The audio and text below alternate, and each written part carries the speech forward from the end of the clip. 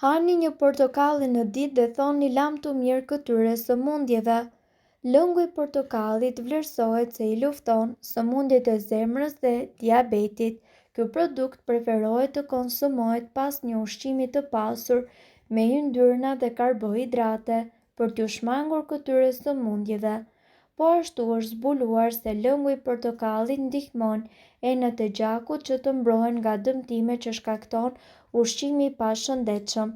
Sipas autorëve të studimit, lëngu i portokallit përmban një sër antioksiduesish të grupit të flavonoideve.